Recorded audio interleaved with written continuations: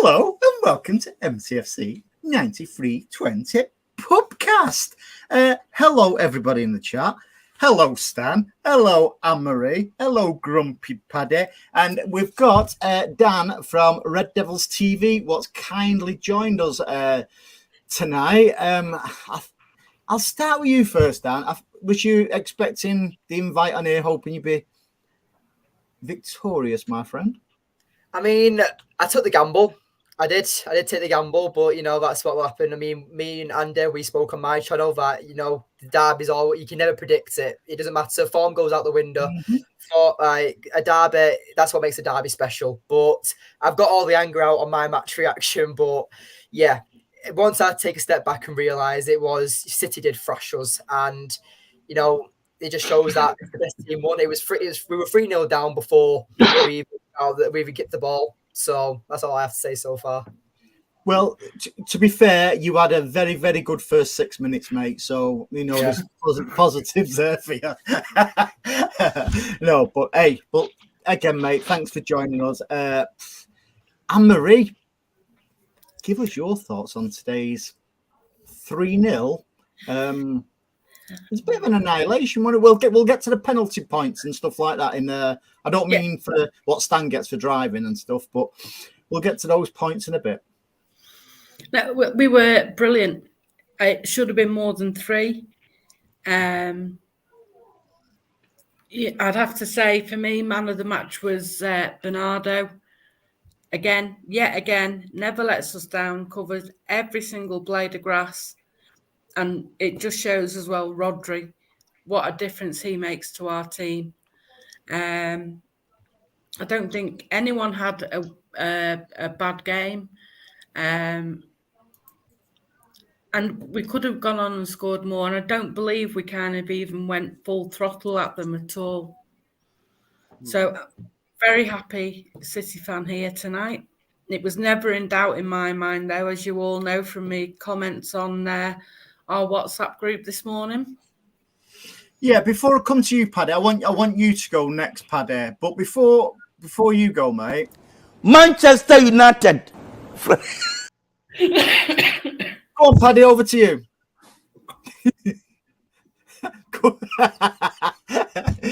What it is, Dan, it cracks Paddy up there every single time.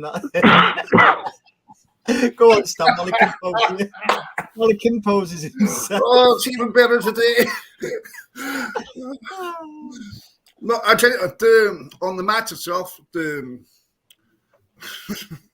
I don't think we played that well. We definitely didn't have top gear. Nope. There was a good few sloppy passes given away that kind of encouraged United on this. And I think Rodri was the biggest culprit with that.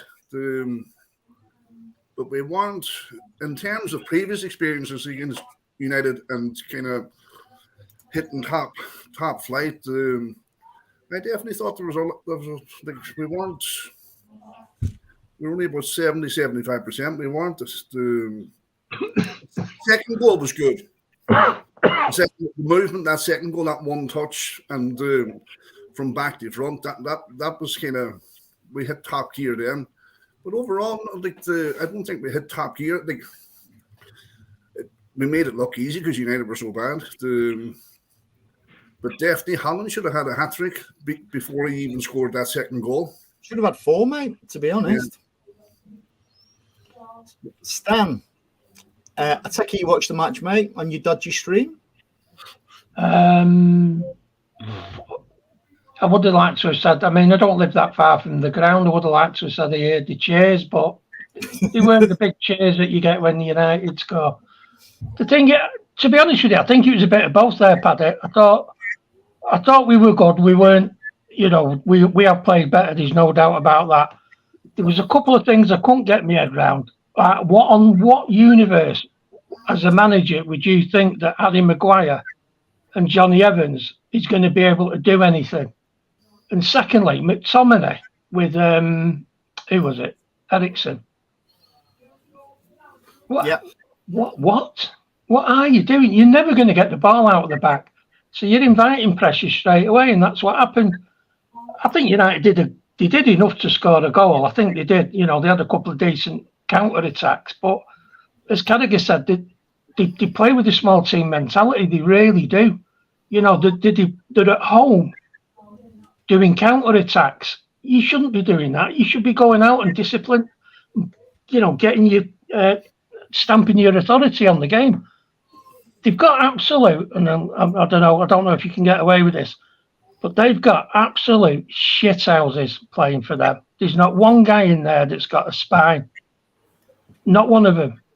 There's nobody in that United team where you think, come on, do something.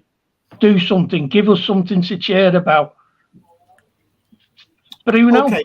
I think McCommody, I think he cares about the team because he's grown up alongside the team. But the rest of them, like that I know Roy Keane says it in the post-match thing that they take the captaincy away from your man Bruno. He's got to take it off him. The guy's a joke. Absolutely. He folded against Liverpool last year. As soon as you're up against a good team, he will fold unless you. Did you see the way Johnny Stones did him? When he went in, Johnny Stones. No, listen, it's not for us to say, but Dan, what's your thoughts on that, mate? You know, Bruno Fernandes, United, you know, the United captain, where you see his petulance yet again, trying to boot out at Doku, and then you see what Anthony did to Doku as well, wasn't it?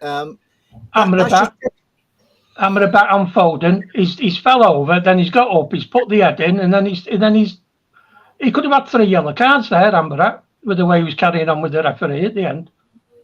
Unbelievable. Anyway, go on. Sorry. What's your spin, Dan? On Bruno Fernandes, I agree. You know, as a captain, I know the old saying is that each player looks at their captain for motivation, for that kick up the arse that they need.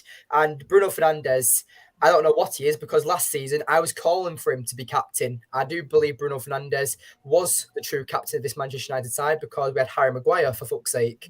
I mean, I take everything back I've said about Harry Maguire in recent times because Maguire has been our best centre-back over the last 3 games. I know it's only a short period of time, but he scoring that winning goal against Copenhagen, being like an absolute unit in our other games. And today, it was disappointing because, yes, he didn't have the best performance, but you're up against Man City.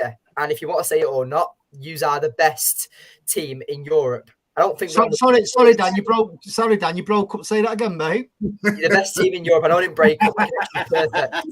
But at the end of the day, City are the best, and I don't know why United fans are moaning about it because we all had belief. Because every single game you go into, you've got to believe in your team. But if you're real with yourself, we always knew that it was never going to be an easy walk in the park because Manchester United are making games a lot tougher at the moment what they need to be. Like you said before, Andy, United had a good 6 minutes.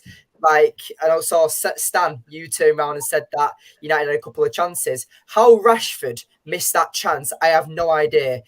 I'm going to say as well that John Stones clipped Højlund when he was through on goal. If Højlund wasn't relentless and was proving they wanted to carry on going, if he went down there, I believe that's a red card because it's last man and you could have been fucked there. But at the end of the day, Rasmus Højlund, like being like an old-fashioned type player, he carried on running and then what happened? He got surrounded by players, and then you got Rashford in the box, stood like a fucking scarecrow, and he just pass the ball to me. Move to him and give him that assistance. It makes no sense. And the way these players are playing at the moment, I am getting very frustrated with it. I've said that I would much rather get relegated and all these superstars that we've got go. Because it's clear they don't fight for the badge. It's clear they don't want to be here. It's clear they're here for that old cashola. But you've got players who in the club who you do see are passionate, like Lisandro Martinez. You see him like last season, how passionate he was after making clearances, screaming at the camera after a win. He is the definition of passion and what this Manchester United side are missing. You've got Rashford when he received the ball today. He had his head down on the floor. He was Rashford last season, one of the most threatening players in the Premier League. He's a shell of the player he once was. Rashford got 41 goal contributions last season.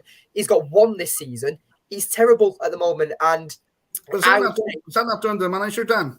That's what I was going to say that Erik Ten Hag needs to take accountability, because with Erik Ten Hag, he is making the decisions, but the reason why I blame the players over Ten Hag is that Erik Ten Hag can give him all these instructions. He can say, right, I want you to play like this, this, and this, but it's down to the players who've got to play it, in my opinion.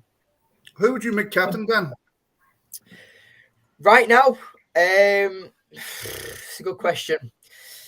I don't think any of them deserve it, because the weight that the captain's armband, what it means to be a Manchester United captain, you die for the badge. And I don't see that from any current United player. I said Lisandro Martinez, but obviously he's out. Do you know, from the outside looking in, Dan, and as much as I can't stand him, I think the only one there who's come through and knows what the badge means is McTominay. And I can't stand him. He's that kind of player who okay, he didn't today, but normally you see him trying to carry you through games. But I think, to be fair, we didn't get out of third gear today. And although we was very, very good, if we'd have played anywhere where we know we can be, would give somebody a proper hiding today. And like I said on your show as well, you know, that's what 8 wins out of 10 games for us, and we've not even clicked into gear yet. Yeah. And I think, Dan, you're wearing blue tinted or red tinted glasses as well, mate, because there was never a foul on Højlund in the box. I didn't say on the box. I said when Stones running behind him, you saw him clip him. Stones never touched him, mate. Okay. No, but he's right in what he's saying, Emery, because Ederson put his leg out and Holland stood over it. Exactly. If that had been Bruno Fernandes, he never touched him. Yeah, he never touched him. But if that had been Bruno Fernandes, he'd have left his trailing leg. And well, Ederson of course he would have done. And even in the commentary, Gary Neville said if he was anyway intelligent, he'd have left his foot in and gone down. Well, that's cheating. Just hang on, guys. Just hang on. I think we've got an issue with YouTube here. Crashing. Just let me restart it now. Just hang on.